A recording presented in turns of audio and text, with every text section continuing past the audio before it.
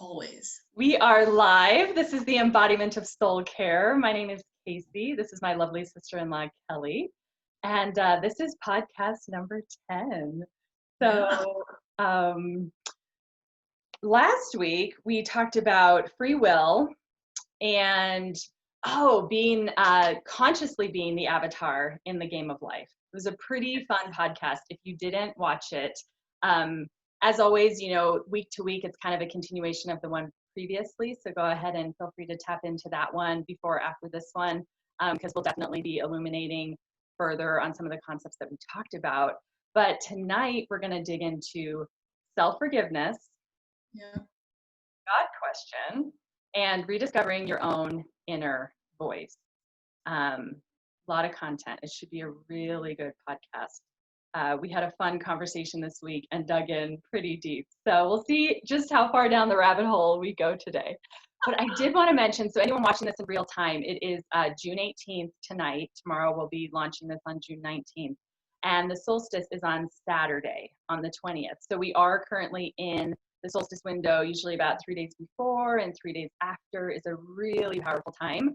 And I was just connecting today. Remember last week in the podcast, I had said, how last December solstice in 2019 was so powerful, in my opinion. It just felt like such a powerful portal and opening. And I thought, oh, how cool, right? So this is like the sister solstice, the brother solstice to that really powerful one. So as beautiful as the equinoxes are, this beautiful time of balance and inner harmony, the solstices are really cool because they're powerful in a bit more of an out there kind of way, really bringing things to the fore. So what a perfect time, right? So just kind of wanted to presence us to being in the solstice window and doing this podcast in that window, which is pretty cool. There's, I was going to say up front, like there's a lot, it was kind of nice, we took a week off and we decided to do this podcast bi-weekly. And that's actually sitting really well with both Kelly and I, just giving, just kind of some of our thoughts and things time to ruminate and percolate. And, because kind of week to week, there's really so much happening in our own lives, in your life, in the collective, and so it's kind of giving it time to sit, to settle. We play with ideas kind of throughout the weeks and then, really coalesce right before the podcast. So this week in particular, there's a lot of content we want to cover, and I'm just surrendering to spirit that the perfect content will come through. What's meant to be said will be said. So I kind of just wanted to put that out there at the beginning so I can kind of, just calm my nerves. I'm like, oh my God, am I going to get through it all? Am I going to say it all? Because there is some, pretty deep material tonight, and I'm just trusting it's like, okay, we're going to say the perfect things as always, but just wanted to put that out there and surrender it. Tonight we are going to dive into talking about our factory settings. And this is something Kelly and I were discussing. It's like, last week we talked about, we are the creators, collectively. We've created this reality called Earth and the universe, and we created a template and a playing field for it and kind of some rules, to play the game by. And that's what we all live in day to day.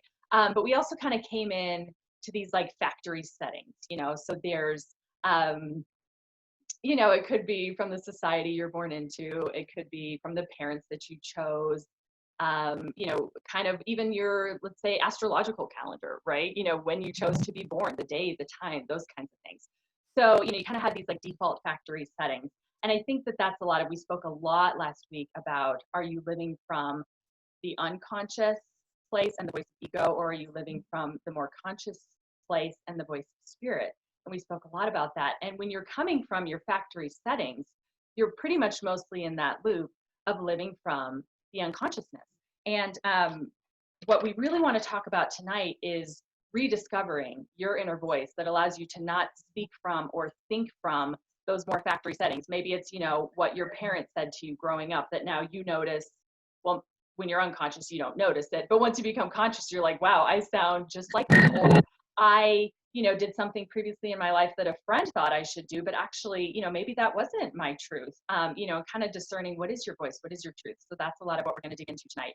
And the cool thing that really sparked my thinking the last couple of weeks was like, okay, so if we're largely living from the unconscious loop, how do you make those things conscious? You know, if they're just these factory settings and we're just kind of plodding along, because that's how we're programmed and those are our patterns, how do we interrupt some of that? How do we become conscious of, you know, those loops and just the duality and the polarity that we kind of, you know, are constantly cycling in? So it's kind of like shining a light. You know, it's like, how do we shine a light and make what's unconscious conscious now that we can access it?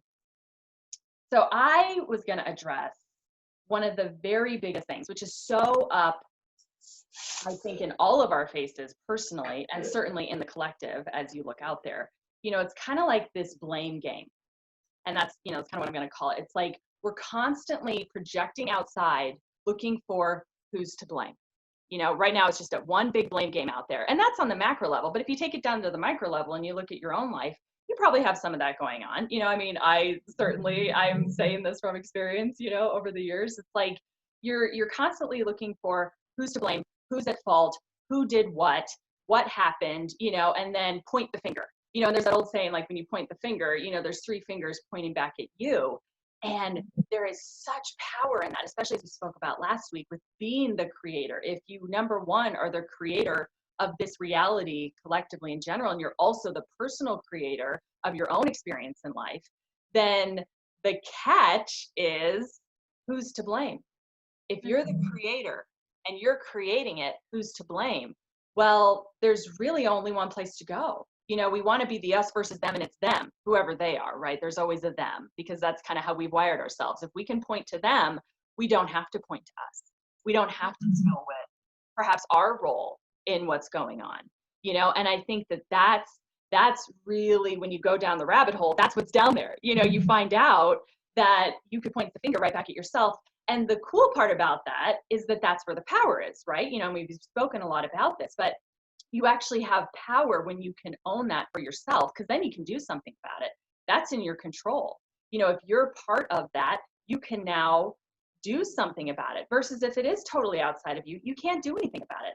And that also points to, you know, the God question, because it's like there's kind of three entities in general you could blame, you know, for whatever's going on, whether it's personally or collectively.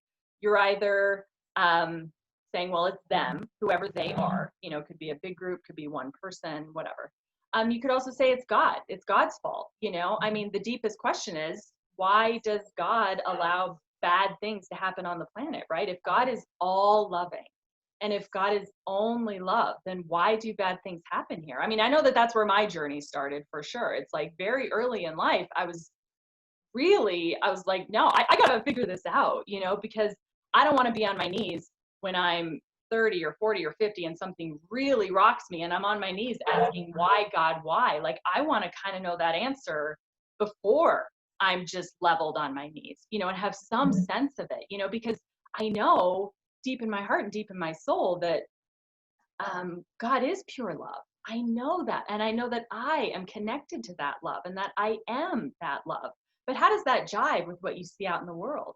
You know, because the rub is, it's like, you know, I kind of briefly mentioned this in the podcast last week, but it's like, if we are the creator of our reality, are we creating then, you know, the bad things and the hard things and the negative things that we see outside of us? We got to take credit for that too, because it's like, we all like to think we're the good ones. Well, I'm the good guy, you know, no, that stuff's not me. The pretty stuff, that's me.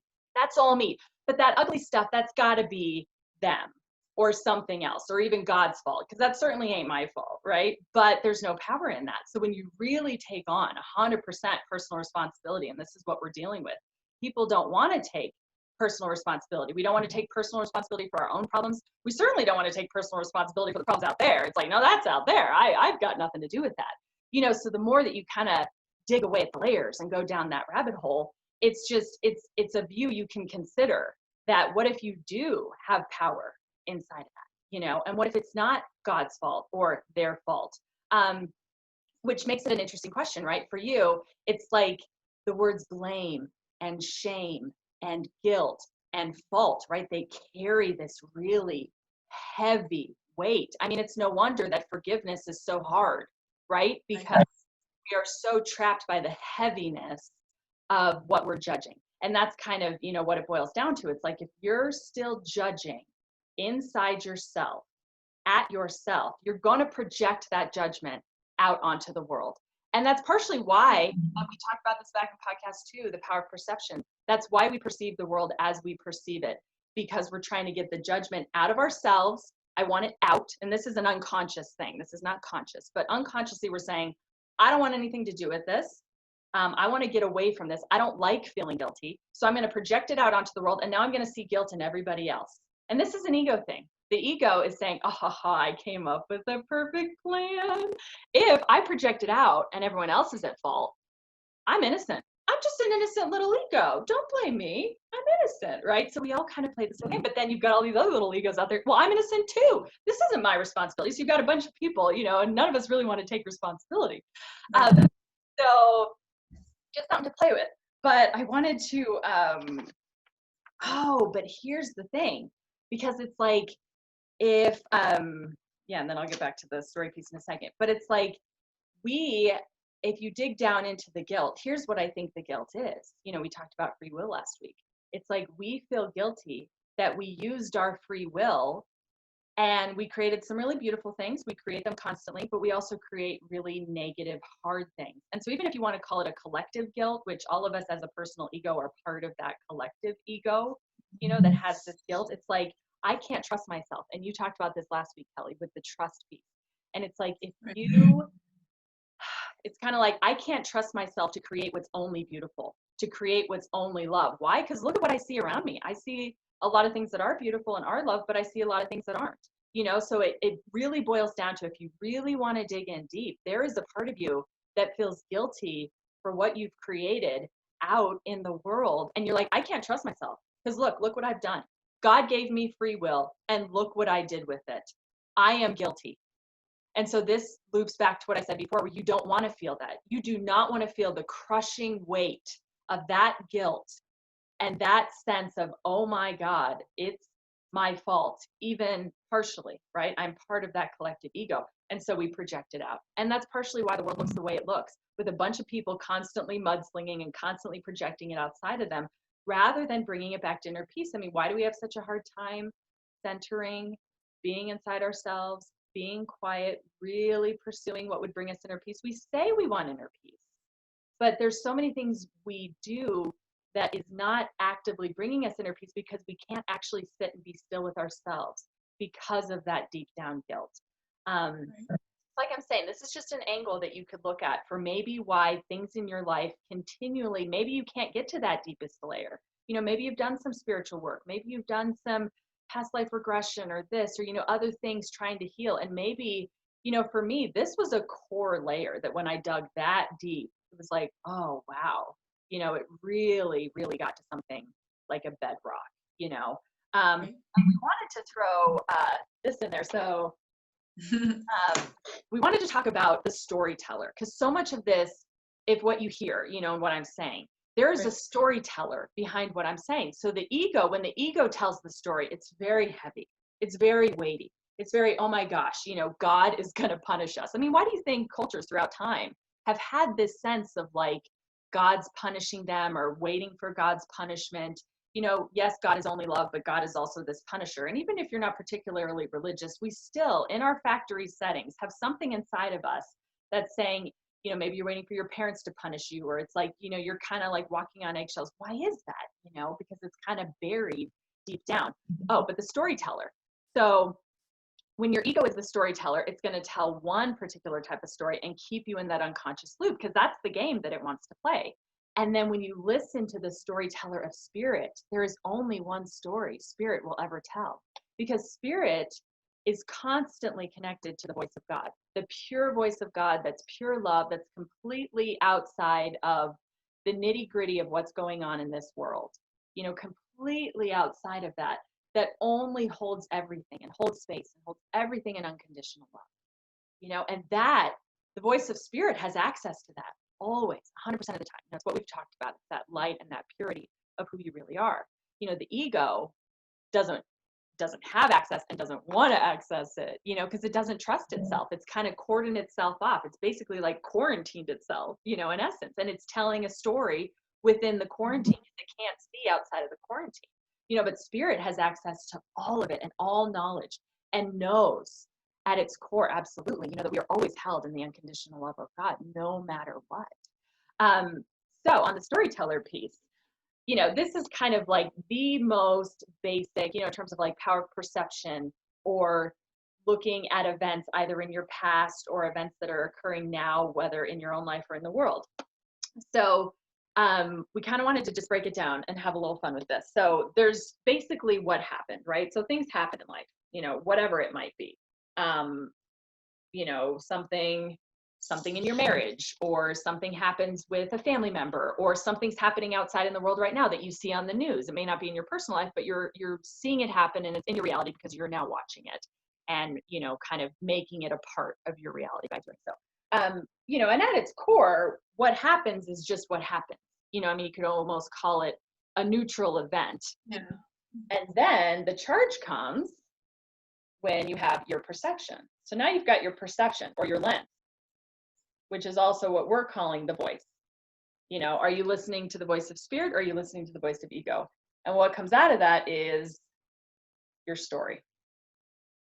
And your story is everything. Your story is what holds all the charge. Events in and of themselves are largely neutral. The voice is either going to be, like I said, ego or spirit, which kind of, in that sense, ego is going to polarize everything. It's going to turn everything into duality: good, bad, right, wrong. And then what comes out the other side on that equation, of course, then translates into your story. So your story is going to have good, bad, right, wrong. If you're listening to the voice of ego, there's always going to be a good guy, a bad guy. He did this right, he did this wrong. How could he have done that? How could she have done that? How could he say that to me? How could this be happening? Who came up with this, right? So what, we wanted to kind of dig into, and where we want to bring the power back is to you and the stories you're telling, largely about yourself. And like I said, that guilt one could be a story deep down that you're telling, and it's very different. If you look at it through, or, the storyteller is ego, it's going to sound one way. Like I said, it's going to be really heavy and kind of dramatic, and oh my gosh, how could you have done that? How could you abuse your free will like that? That's terrible. You're going to be punished, right? Loop, loop, loop. And if you're listening to the voice of spirit says, no, you are always at home with God. You are always held in pure love, no matter what you've done, no matter what anyone else has done. You always have access to that pure home with love. And so, a little bit later, it's just kind of funny, or very powerful you can almost go back through, like, let's take, a story that maybe happened to you, some event that happened to you. Maybe it was in your family, or maybe it was in high school or something, and to just go back and see now, let's say it's 20 years later for you, and you have some perspective on it, right? Can you take a story of something that happened in your past, see it more from the witness standpoint, from the observer standpoint, and reinterpret it through the lens of spirit, and see if it feels different, right? Something that may have been really dramatic for you in high school, you look back on it now, you're like, oh, I totally get it, right? Like, you understand and you see, and you're like, oh, we were all just doing the best we could with what we knew at the time and what was important to us. And, now that you know so much more, you've grown, or you've deepened, or you've, centered more inside yourself, you can see such a different perspective on it. And then now you would tell literally a completely different story about what had happened, because it's like you're not so attached anymore. And that, truthfully, is the power we have in every moment of every day, because that's what human beings are. We're constantly walking around making meaning out of everything and making up stories. And the big thing is, who's going to be your storyteller? So on the storyteller note, I'll just throw this in real quick. I was going to expand on I started with the Adam and Eve story last week, in terms of kind of the myth of creation, right? And this kind of goes back to the guilt piece and who's your storyteller. So Adam and Eve, are in the garden, right? And they're frolicking in the Garden of Eden, and it's lovely, and they're at one with God, not separate from anything. And then they take the apple, and boom, the consciousness splits, and they're outside of the Garden of Eden, because now they live in a world of duality. Now they're on the rat wheel of duality, and they're ashamed. And this is what I'm saying, there's a deep level of shame and guilt. And if you can start to access some of that, you can start to heal it. You can start to forgive yourself.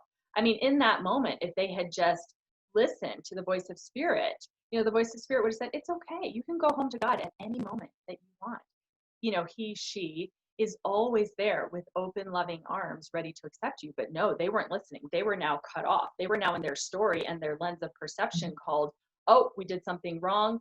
Now we're kicked out, and now we've got to toil and suffer, and so it's kind of this whole reason of why do we suffer, and how can we come out of the suffering? How can we bring the unconscious to the conscious is to forgive that. And this is where our idea of self-forgiveness is coming into play. It's like, what is deep down perhaps running your show and running your unconscious that's keeping you stuck in some of these loops, that if you brought it to the light of day and could forgive yourself for it, could be little things, could be big things. But it's like, how much power would that hold for you?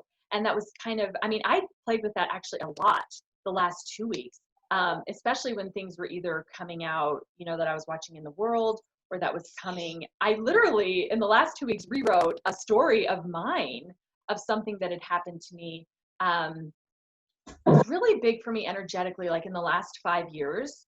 And I really wanted to get complete with it.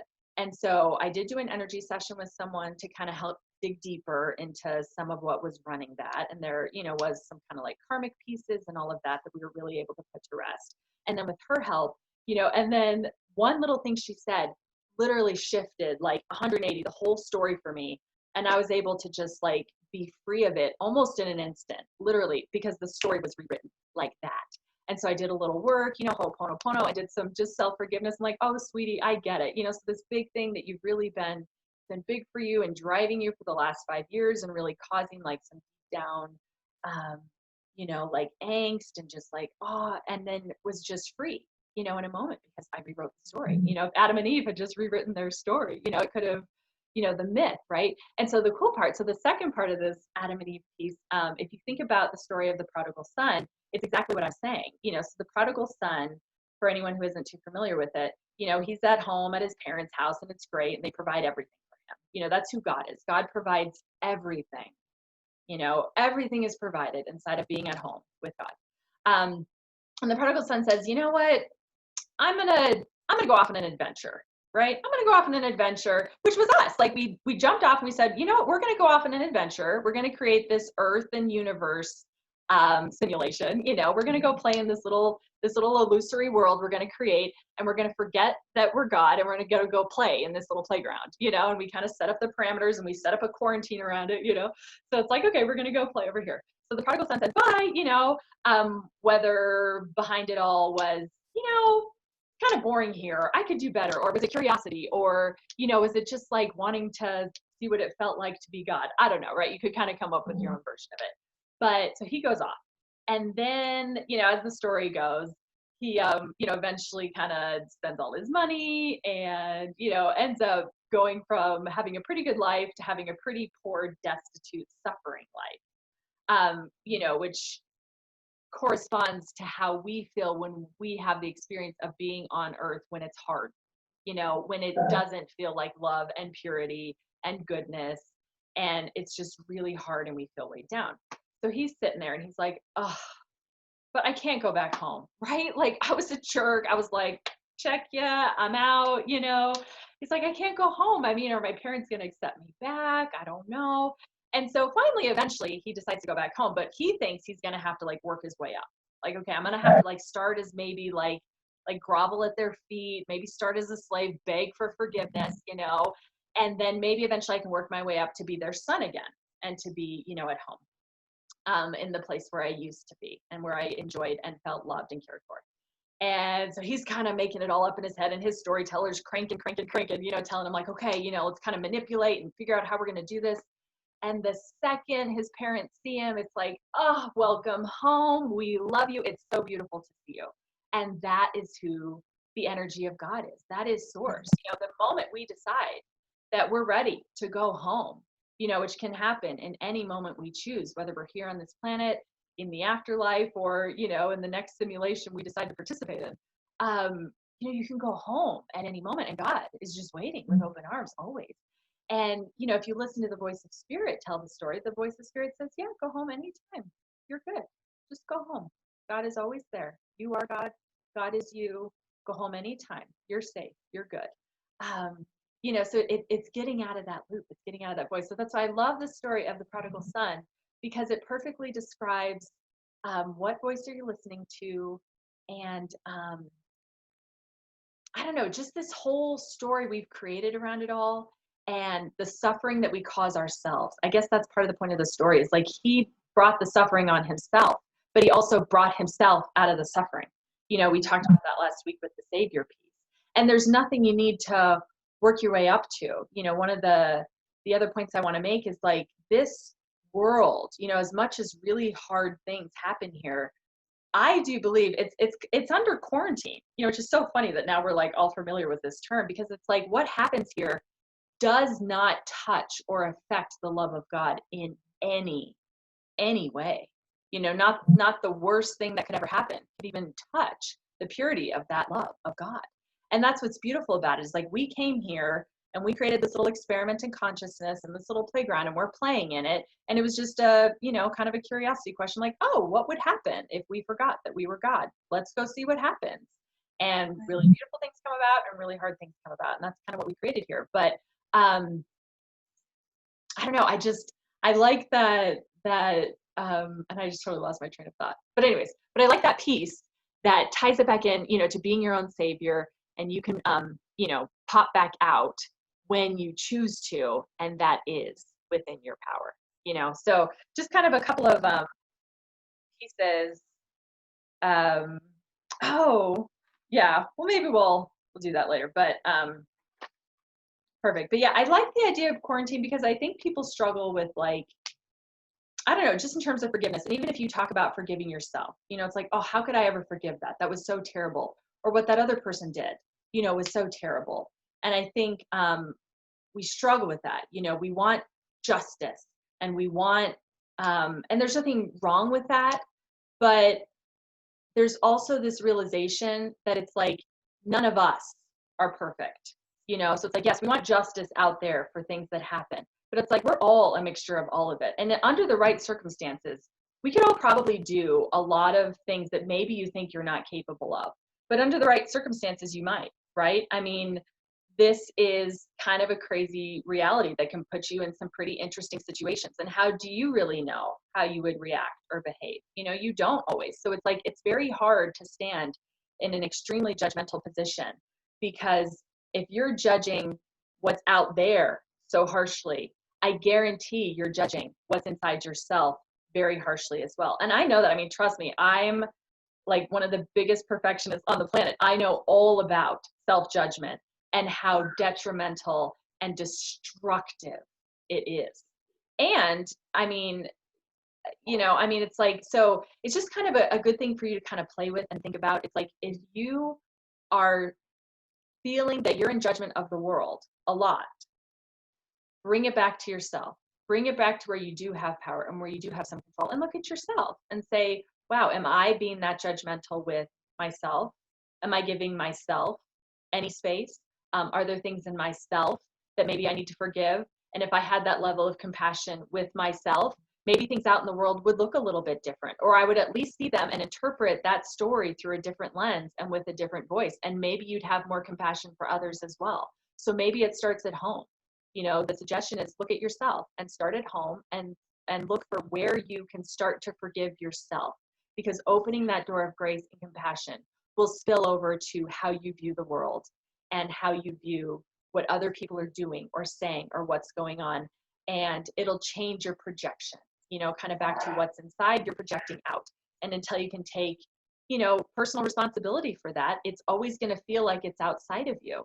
So do what you can to bring it back here first. Okay, I'm going to kind of pass it off to you, Kelly. And I know we had a lot, you had some cool stuff to say about, family. And, we were going to kind of, as we were chatting the other day, about the factory settings of the family. And I know that you had a lot of cool things to say on that.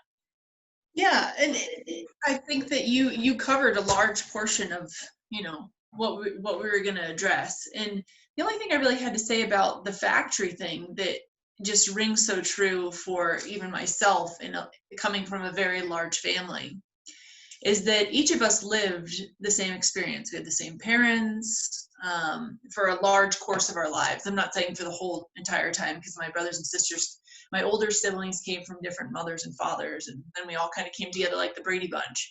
But under the majority of the same roof for a long portion of our lives. And each one of us, experienced a lot of the same stuff, but all of us created a different story of what had happened, or how we were treated, or how so-and-so was treated.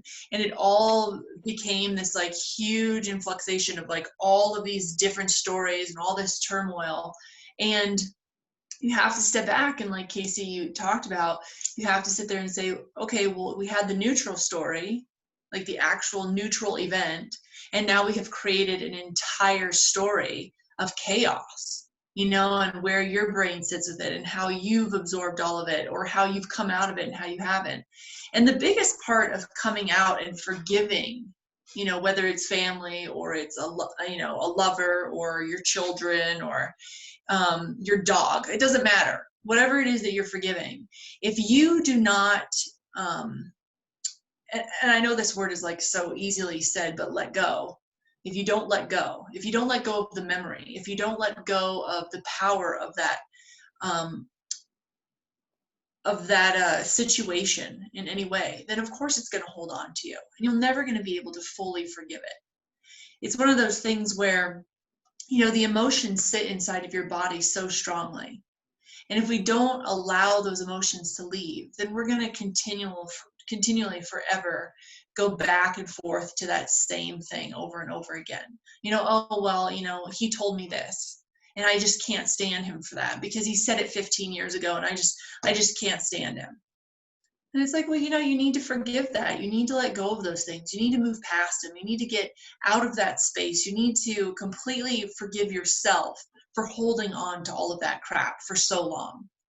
And that's a really big part of it. Forgive yourself for holding on to it, because that's the damage that you've done. It's not what the person said to you 15 years ago, or 5 minutes ago, or 100 years ago, whatever the hell the case is. It's the fact that you yourself have never let go of it.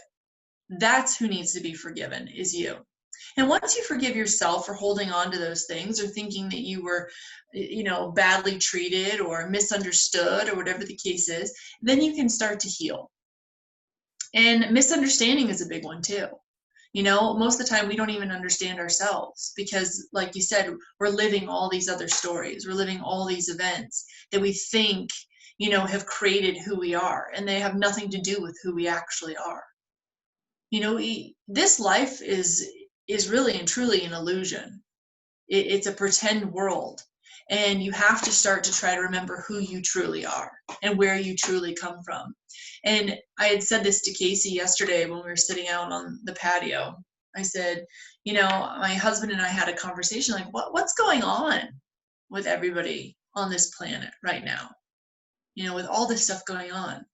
And my husband actually said, Kelly, I think it's because they've all let go of God, the belief of God, the understanding of God, the universe, source energy, whatever it be. Everybody has kind of just forgotten suddenly that doesn't exist. And we're now living in this egotistical world where everybody's punching everybody, and everybody's criticizing everybody, and everybody's saying that everybody's thought is wrong and their thought is right. And it's running an egotistical world that the ego is never wanting to be wrong. So who the hell is going to be the winner? Nobody. Nobody's going to win. And that's when you have to come back to spirit, like you said, Casey. And you have to remember that spirit is the winner. God is the winner. Universal energy, source energy is the winner. All this egotistical crap has no stance at all. And the second that you start to understand that and really implement that into your life, you can just start to let go of all of the things that have held so tightly to you, knowing that it was never you that actually created that story. It was never you. It was this, yes, it was this egotistical mind that created it all, but it was never this, ever holding on to any of that. It's kind of like that whole thought of like, just be like water, run like water through your life. You know, don't be a stone, and don't be the tree, and don't be the rock, you know, the rock or the sand. Be the water. Flow through life. Let things go. Just move. Keep moving. And, you know, forgiveness is at the heart of, you know, spiritual greatness. I mean, if we can forgive things, then you're letting go of ego, you know, and you become spiritual greatness again. You become, you identify with the spirit rather than with the self, I guess is what you could call it. You know, the ego is self. You know, you have all these identities. I am this person. My name is this. I live here. I was born here. I do this for work. I do that for this and that. And wake up call, none of that shit matters. None of it. Like this skin here, this hair, these I'm gonna say fucking eyes. I'm just gonna say it. You know, none of that stuff matters. It's not who you are. It's just a shell helping you get through this and learn these lessons in life. So forgive your insanity so that you can start to know you. Because if you are so caught up with everything and you're occupying your time with miscellaneous thoughts and harbored feelings and anger and, you know, I need to feel justified and I need to have this right, and, you know, my life matters more than your life, and you consume yourself with all of these thoughts and all of this hatred, and you need to forgive me and I don't need to apologize to you and all these things, then you're going to miss the chance of getting to know you in this lifetime, because you're so occupied with how everybody else knows you. Let go of all this. Start to breathe again and bring yourself back to square one, where you started, where you will be when all this crap's over. Because none of it is going to go with you into that space. Like Casey talked about with the prodigal son and Adam and Eve. You're going to return to God and he's going to have open, loving arms for you. And I'm sorry to say that even the person who holds someone at gunpoint and shoots the son of a bitch is still going to be given open arms, because that egotistical being created that action, not the spirit. Never was it the spirit. Now, are we taken over by evil forces, and are we, you know, all that, you know, evil and bad and no good? Yes, those things enter into this world. And they enter into this world because they are a testing device for your spirit, for your self-knowledge of your spirit. And God's just waiting to see how you do here. And when you return home, he will have a feast for you. Just like the prodigal son, you know, he got the robe, he got the feast, and his brother who was standing there the whole time was like, what the hell? You know what his father said? Because his dad, yeah, he never kicked him out. He was not kicked out. You know, he left of his own free accord, which I believe, right. You know, we left, we created this world, you know, so he's like, hey, I'm just here hanging out. Like, whenever you come home, I'm here, you know, do your crazy things, but I know who you really are. You can't fool me. You'll never fool me. You can fool yourself, but you're never going to fool God. God, energy, source, knows exactly who you are. And when you tap into that, you know exactly who you really are. Yeah. Yeah. And like you said, Casey, the other thing is you need to figure out what in yourself needs forgiveness. You know, where do you need healing? Where do you need to find that? You know, was it a past lover that just totally damaged you? I think I told you about that story. I told you that story. I had a boyfriend who I just adored. We've been friends for like 10 years. And then we decided to be lovers. And he was so very important to me. We had a very special relationship, a really spiritual relationship. And I remember he left for India. And he was going to do some work with the children in India and also do some spiritual expansion and, you know, a lot of really cool things. And I remember he called me after he'd been in India for 2 weeks. He was supposed to be only there 3, I believe. And he called me after 2 and he said, Kelly, I'm going to stay. And I was like, what? Oh my gosh. You know, and I was just like totally broken, vomiting, like the relationship was over. I didn't know if I was ever going to see him again. I was just like, you know, and I couldn't forgive myself for, you know, thinking that this was like the end all be all situation, and I couldn't forgive him, and I was just like so distraught.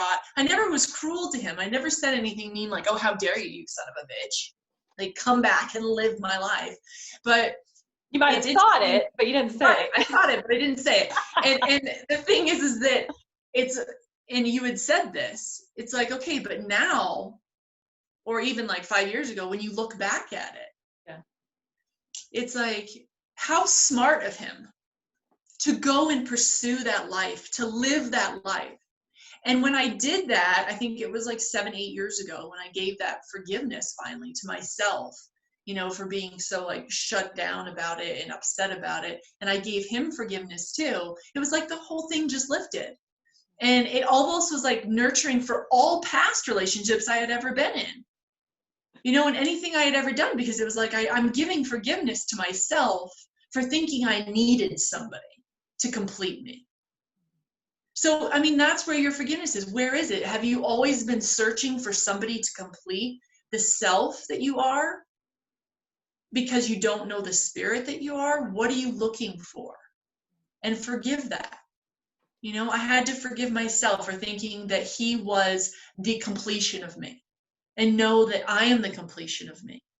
And it had nothing to do with him. And he was if anything, he was a tool for me to discover that. And what a beautiful tool it was.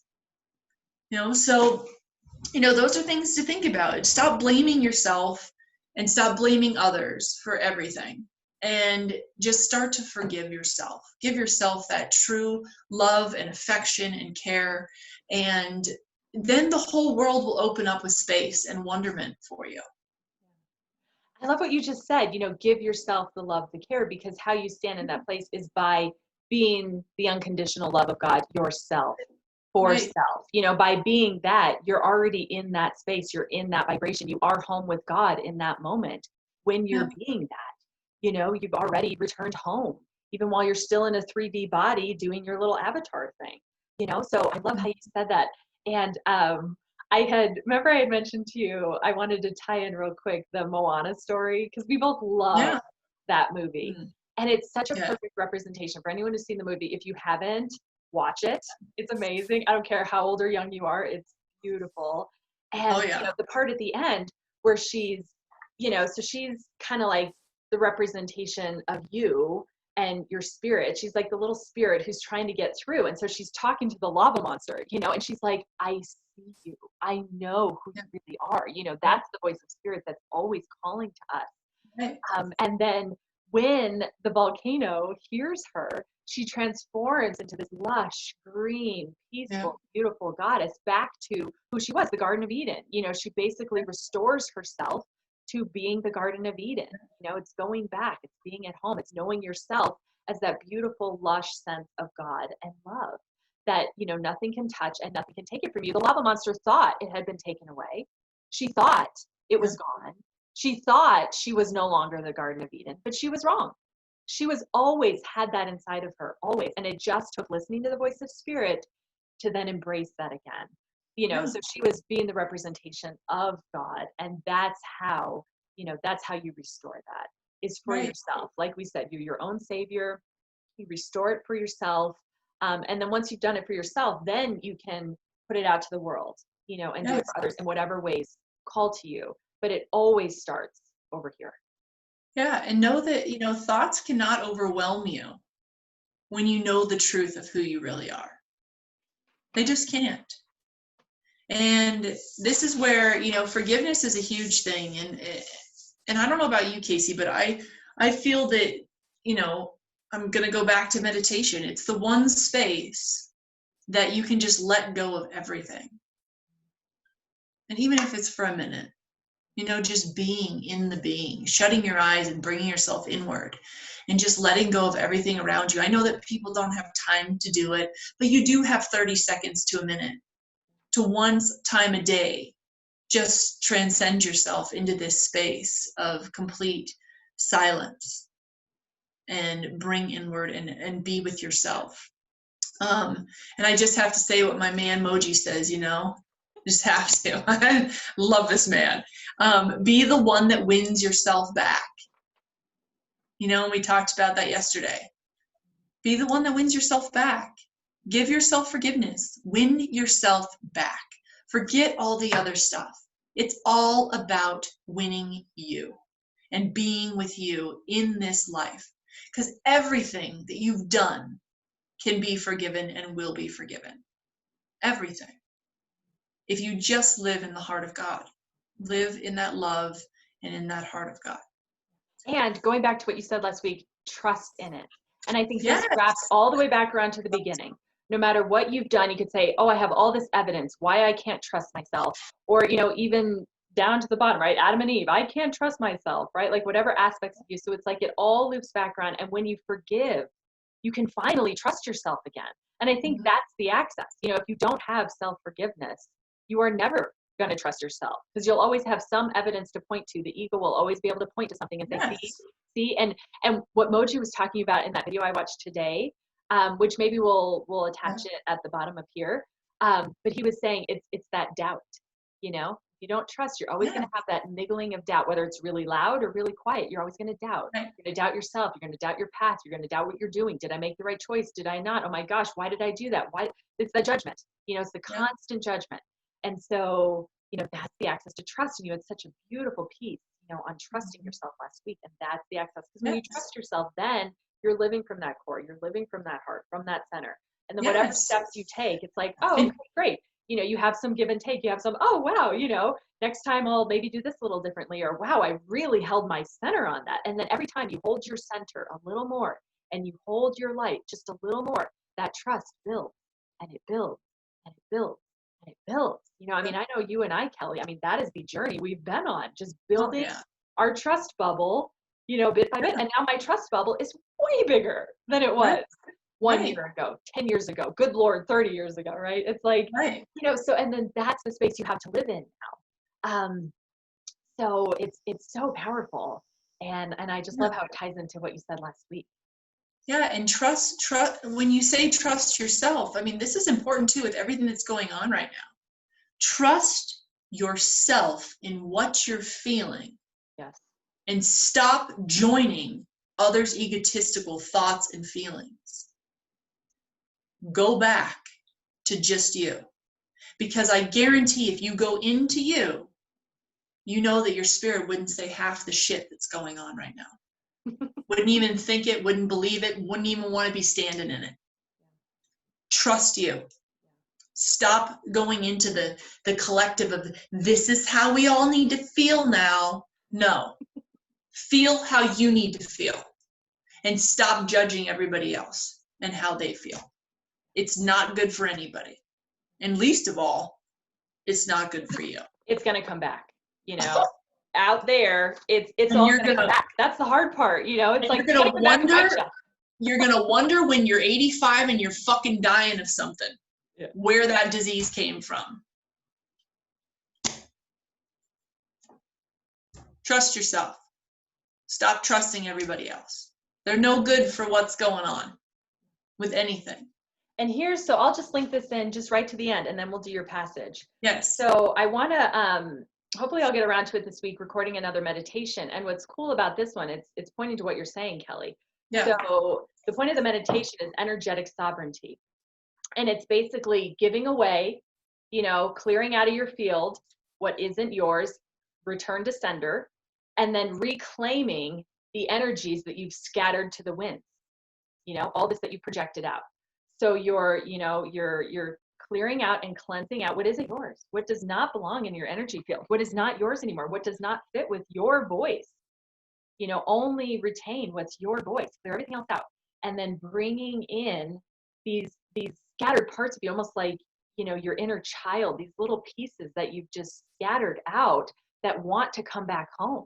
You know, it's kind of like bringing the pieces and parts of yourself, and a lot of it are the pieces and parts that you haven't forgiven, that don't feel welcome, that don't feel safe, that are terrified you as God are judging them, and they don't want to come home.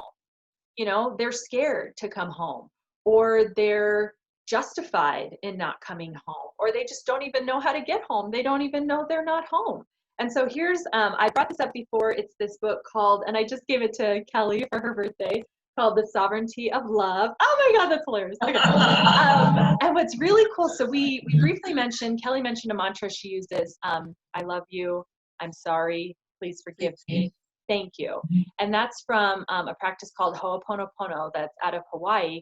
And it's actually an ancient forgiveness practice that they used to, they would use when two people needed to resolve something, or a whole group, a whole tribe needed to resolve something, that everyone got a voice, everyone got to be heard. There was kind of a mediator. So it was this whole process. And then a woman, I'm not currently remembering her name, but in the last century, she kind of created it so that you could do it yourself. You know, it was called self-identity through Ho'oponopono. So it wasn't necessarily getting together with a group of people to resolve something, but it was doing all that resolution within yourself, with the inner work, which is so much what we talk about. And then a gentleman that learned from her kind of developed it, Dr. Hugh Len, into this mantra. That's very, so he kind of distilled it all into this very simplified version, you know, that you just very compassionately and with total presence. I mean, you can say the mantra watching television. If you're seeing something on television that's perhaps anything that destroys your lack of peace, is when you can use this mantra. Anything, whether it's something you're watching on TV, somebody's saying something to you and you just want to, you know, grow your bubble and clear your space out. You know, just, I love you, I'm sorry, please forgive me, thank you. And sometimes you don't even know what's being forgiven, what needs to be forgiven. It doesn't matter. Your mind does not have to figure all this out. Sometimes just the energy of it is enough. But the thing that I really, that I've loved about this book, she kind of took the Ho'oponopono mantra and just tweaked it just a little bit in a beautiful way. And, you know, it just shows you, make it what you want it to be, make up your own. But I've used hers a lot. It's, I love you, thank you, please come home to love. And this is the piece that I was just saying. And then sometimes I tweak it a little bit to say, welcome home to love. And so I do it a lot when I'm calling in, you know, I'm calling in these pieces of me that I have not been accepting. The ones like, oh gosh, I wasn't even aware that I was judging myself for that. You know, just calling in all these beautiful parts of me that want to come back home. You know, I love you, thank you, please come home to love. Please come home, it's safe, I'm here. And then I was kind of playing, you know, recently with like, hey, the energies that aren't mine, like, hey, go home to love, go home, you are free. Thank you for your service. Thank you, know, just blessing them. I bless you on your way, you know, go with God, you know, that kind of thing. So it's like, send out the energies that don't belong to you, call in the energies that you want to reclaim, and, you know, reground yourself in, and then just the, oh, welcome back. And sometimes I'm just like, oh, welcome home, you know, welcome home to love. So, and I'll just read, here's what she says about this mantra. So you're saying, I love you, to the painful memory that has been triggered, the injured part of yourself that is needing love and causing you dissonance, whether emotional, mental, or physical. Thank you is to the injured, vulnerable part of yourself for revealing itself and gifting you with the opportunity to heal. And then the please come home to love invites the dissonant, stuck energy of the memory to return back into the resonance of love. You know, so it's kind of, it's almost bringing resolution to your story. This is part of how you can begin to rewrite your stories, rewrite the story of your life, you know, rewrite the story you're living into, right? The story you're living into is either going to look a lot like yesterday and 10 years ago, or you're going to be creating it using a new voice, using a new narrator of your story, the voice of spirit, you know? So it's, just play with it, but you are the creator of your story. You are the creator of how you're narrating your own life. And it's like we said, a lot of times the same thing can happen. You know, what happened can be neutral, but who narrates the story makes all the difference. So there's a lot of things that are going to happen to you in your life. You're going to be creating them. The collective is creating them. They're coming at you. You're weaving through it. But how you narrate the story makes such a difference. And if you weave your story with self-forgiveness, and do it as often as you can, because the more often you do it, the less you have to backtrack, you know?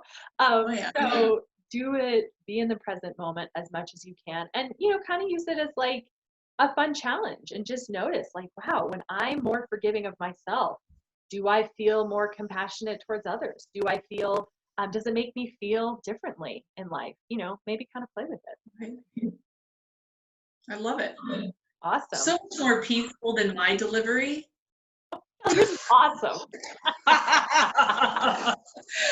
You know, that's when the Irish Italian comes out, just that fighting mother effort, you know?